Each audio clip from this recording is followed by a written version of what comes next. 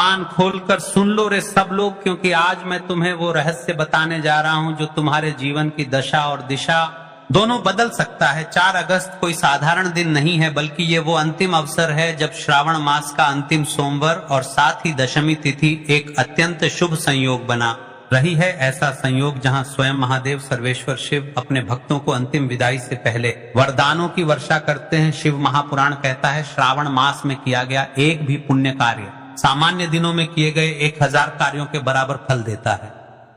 कि वही कार्य श्रावण मास के अंतिम सोमवार को किया जाए तो उसका फल असंख्य गुना बढ़ जाता है। आज 4 अगस्त को श्रावण का वह आखिरी दरवाजा खुला है जहां से हम शिव को विदा करेंगे। पर यदि उस समय तुमने 108 चावल के दाने और 1 हल्दी का दीपक अर्पित कर दिया तो समझे तुमने शिव को मन घर में जीवन में स्थायी रूप से बिठा लिया। हे माताएं, हे बहनें, यदि पूरे श्रावण में आप व्यस्त थीं, समय नहीं निकाल पाई, कोई उपाय नहीं कर पाई तो कोई बात नहीं, पर आज चूक मत करना, क्योंकि ये अंतिम सोमवार है। बार ये योग पूरा 1 वर्ष बाद आएगा। कितनी बार तुमने कहा होगा काश मेरी मनोकामना पूरी हो जाए, काश बेटे की नौकरी लग जाए, काश मेरी बीमारी खत्म हो जाए, काश धन की कमी ना रहे। आज वह काश को सत्य में बदलने का दिन है, जब तुम आज रात्रि को या दिन में श्रद्धा से 108 चावल के दाने और हल्दी से बना एक दीपक शिवलिंग के समक्ष अर्पित करोगे। तब शिव तुमसे कुछ नहीं पूछेंगे, ना तेरा नाम, ना तेरी जात, ना तेरी संपत्ति, वो केवल तेरी भावना देखेंगे, तेरी श्रद्धा देखेंगे, तेरा समर्पण देखेंगे। देखिए महाराज, एक महिला का पत्र आया है। शिव महापुराण की कथा में जिस महिला ने बताया है कि महाराज मैं श्रवण के अंतिम सोमवार के दिन इस उपाय को किया था, मेरे साथ क्या क्या चमत्कार हुआ, आज की इस कथा में हम इस पत्र को पढ़कर आपको बताएंगे। देखिए ये सारे पत्र पहले ही आ जाते हैं और श्रवण का अंतिम सोमवार आ रहा है, उससे पहले ही हम आपको बता रहे हैं कि इस उपाय को करना कितना आवश्यक है। तो सुनो पत्र को, एक सच्चा अनुभव, भाग्य परिवर्तन की गाथा। वाराणसी की एक महिला राधा देवी 4 साल से बेटे के सरकारी नौकरी के लिए भटक रही थी। श्रावण मास के अंतिम सोमवार के दिन उन्होंने शिव मंदिर में जाकर 108 चावल के दाने और हल्दी का दीपक अर्पित किया। उस दिन उन्होंने कुछ खास नहीं मांगा, बस शिव से कहा जो तुझे उचित लगे वही दे दे। 2 महीनों में उनके बेटे का चयन रेलवे में हुआ, उनके घर का सारा कर्जा मिटा और अब वे हर साल इसी दिन व्रत व उपाय करती हैं। कहती हैं भाई साहब मैंने शिव को पाना सीख लिया। देखिए महाराज, श्रावण महीने के कुछ ही दिन रह गए हैं। और हाँ, जिन लोगों ने पिछली वीडियो में कमेंट किया था, आज जान ले वे लोग अपनी जुड़ा भाग्य और भाग्य में चल रही परेशानियां, दिक्कत जो भी है, जिनकी राशि वृषभ और तुला है,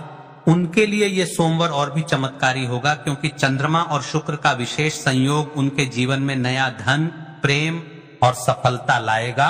पर इसका मतलब ये नहीं कि बाकियों के लिए यह दिन सामान्य है। आज का दिन हर उस व्यक्ति के लिए है जिसने जीवन में संघर्ष किया है, पर अब आशीर्वाद चाहता है। यदि आप इस 108 चावल के जाने वाले उपाय को नहीं कर सकते तो कोई दिक्कत नहीं, लेकिन रात्रि में यह छोटा सा अवश्य कर लेना। महाराज यदि आप यह उपाय दिन में नहीं कर पाए तो रात्रि को सोने से पहले अपने घर के मंदिर में AUM नमः शिवाय का 108 बार जाप करें और एक हल्दी का दीपक शिवलिंग या फोटो के सामने जलाएं। बस ये छोटा सा कार्य शिव को संकेत देगा कि मेरा भक्त मुझे विदा कर रहा है।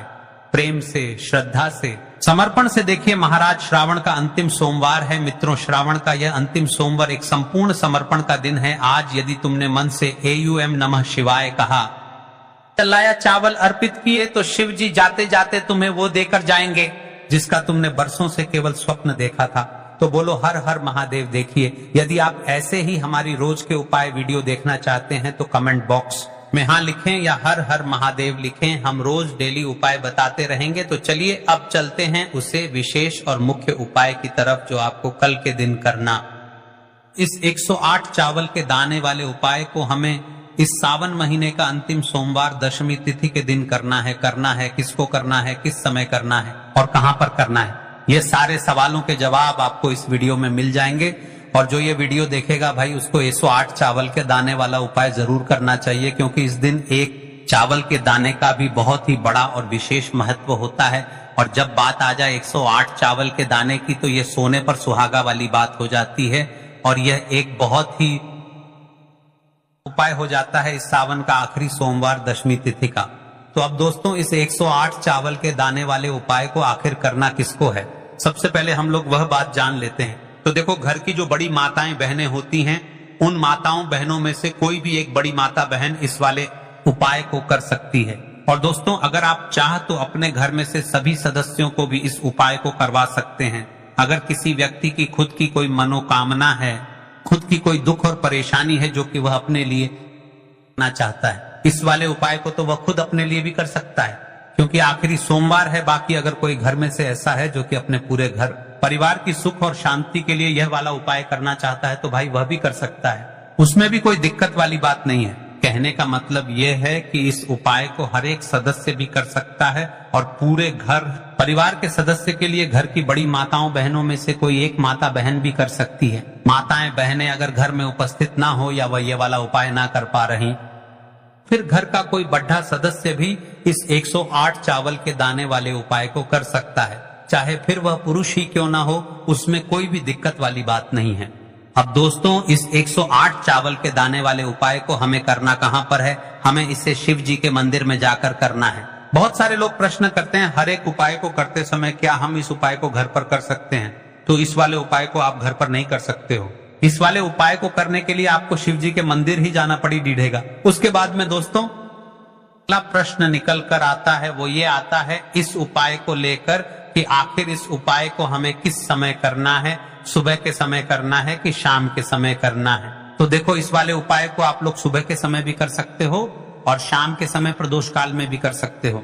अब अगर आप पूछो कि भाई सबसे उत्तम समय कौन सा रहेगा इस 108 चावल के दाने वाले उपाय को करने का, तो हम आपसे बस यही कहेंगे कि इस उपाय को आप सुबह के समय करेंगे तो ज्यादा बेहतर होगा। बाकी अगर प्रदोष काल के समय भी करेंगे तो भी अच्छा होगा, उसमें कोई भी दिक्कत वाली बात नहीं है। तो अब दोस्तों, जो अगली सबसे बड़ी और महत्वपूर्ण बात आती है वह ये आती है कि सुबह अगर हम उपाय को करेंगे तो हमें कितने बजे से लेकर कितने बजे तक के बीच में करना है, और शाम के समय प्रदोष काल में करेंगे तो हमें कितने बजे से लेकर कितने बजे के बीच में करना है। तो देखो, सुबह जितनी जल्दी हो सके आप उपाय को करने की कोशिश करना। बाकी अगर किसी कारणवश लेट भी हो जाओ, थोड़ी देर भी हो जाए, तो 10 या 11 बजे तक उपाय कर लेना, पर 12 बजे से ज्यादा देरी ना हो, ठीक है? इस बात का ध्यान रखना। उसके बाद में दोस्तों, अगर शाम के समय प्रदोष काल की बात करें, प्रदोष काल का जो समय है होता है वह शाम के 6 बजे से शुरू हो जाता है। मतलब शाम के 6 बजे से लेकर 7 बजे के बीच का जो समय होता है, यह समय प्रदोष काल का समय होता है। पर अभी जो मौसम चल रहा है, इस मौसम में जो है शाम बहुत देरी से होती है, तो आप इस उपाय को 7 या 8 बजे के बीच में भी कर सकते हो। मतलब शाम के 6 बजे से रात 8 बजे के बीच में आप कभी उपाय को कर सकते हो, उसमें कोई भी दिक्कत वाली बात नहीं है। अब दोस्तों, यहाँ पर इस उपाय को लेकर एक और सबसे बड़ी बात यह निकल कर आती है कि इस 108 चावल के दानों को हमें लेना कहाँ से होता है, और हमें इस उपाय को करने के साथ में क्या और कुछ भी सामग्री ऐसी होती है जो शिव जी के मंदिर लेकर जाने पर डरती है। तो देखो, यहाँ पर हम आपको बता दें। सबसे पहले आप लोग ये जान लो कि ये जो 108 चावल के दाने वाला उपाय है, सिर्फ और सिर्फ आप उपाय की सामग्री लेकर कभी भी शिव जी मत जाना, क्योंकि हमें भगवान के सामने यह नहीं दर्शाना है कि अगर हम भगवान शिव जी के मंदिर आए हैं तो अपने फायदे के लिए आए हैं। तो इसीलिए जो भी पूजन सामग्री है, उपाय सामग्री है, 108 चावल के दाने, इसके साथ में आपको पूजन सामग्री भी जरूर लेकर जाना है। देखो, अगर सुबह के समय उपाय कर रहे हो तो सीधी सी बात है, 1 लोटा जल तो आप लेकर जाओगे ही जाओगे। वही 1 लोटा जल अगर मिट्टी का जल हो तो बहुत अच्छा रहेगा। का जल कैसे बनाया जाता है, इसके लिए हमने पहले से बहुत सारी वीडियोस बना दी है। आपके पास इस दिन एक आखिरी मौका रहेगा मिट्टी का जल शिव जी पर चढ़ाने का, और उपाय को करने का बहुत बड़ा आपको इस दिन फल मिलेगा। तो इसलिए इस दिन हो सके तो भाई मिट्टी का जल चढ़ाना, तो अपने साथ में कम से कम 1 लोटा जल तो आपको लेकर जाना ही जाना है। अगर मिट्टी का जल नहीं है तो घर का जल भी आप इस्तेमाल कर सकते हो। इसके अलावा जो भी पूजन सामग्री है, देखो 108 चावल के दाने ये अलग आपके, और जो आपकी पूजन सामग्री रहेगी वह अलग रहेगी। पूजन सामग्री में आप जो भी चीज लेकर जाना चाहे वह लेकर जा सकते हैं, उसमें कोई भी दिक्कत वाली बात नहीं है। वहीं अगर हम बात करें शाम के समय की, तो शाम के समय शिव जी पर जल नहीं चढ़ता है, इसीलिए शाम के समय आप लोग एक दीपक तैयार कर लें जो कि गोलबत्ती का, आटे का, शुद्ध देसी गाय